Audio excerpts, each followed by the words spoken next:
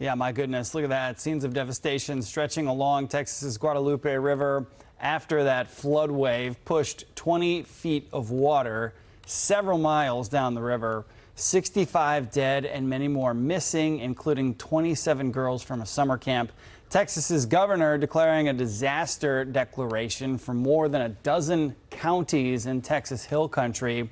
Search crews spanned out across both sides of the river, but are finding conditions extremely difficult with roads destroyed and debris covered all across the area. So it's going to take weeks, if not months, maybe years to straighten everything out.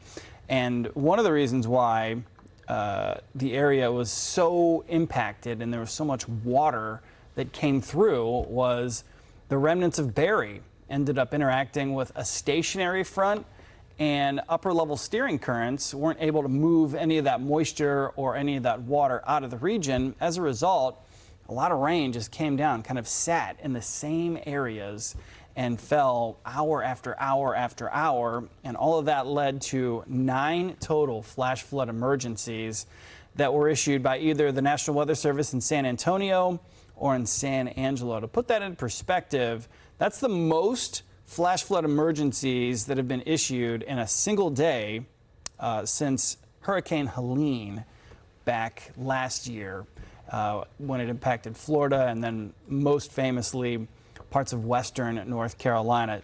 Just to get one flash flood emergency is unbelievable. So 9 just goes to show you how rare and how dangerous of an event this was. Kerrville, Texas, back in 2023 looked much different than it does now. This was most recently taken July 4th, so on Friday, and wow. I mean, the difference in landscape is unbelievable, and that's what this amount, this influx of water will do to the landscape.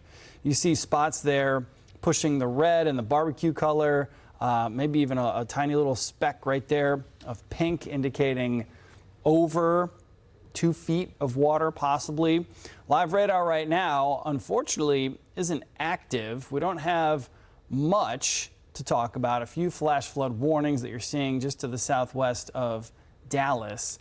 We're going to keep the rain on the radar, though, and unfortunately, any more water is too much water, as all of that is eventually going to be impacting the area that took on all of that tropical moisture, and so we're not getting any relief right now. The water table needs dry conditions, or at least a dry atmosphere, to allow everything to matriculate, and we're just adding more water into a place that has way too much already. By tomorrow, I think by Monday, we'll start to see some of that rain eventually push out, but we still have flood watches and warnings through tonight before then, so we have to make it about another 12 hours before I think we can start to maybe breathe a little more easily, just in terms of the overall weather forecast. But again, cleanup, rescue efforts, unfortunately, going to have to continue right on into next week at the very least.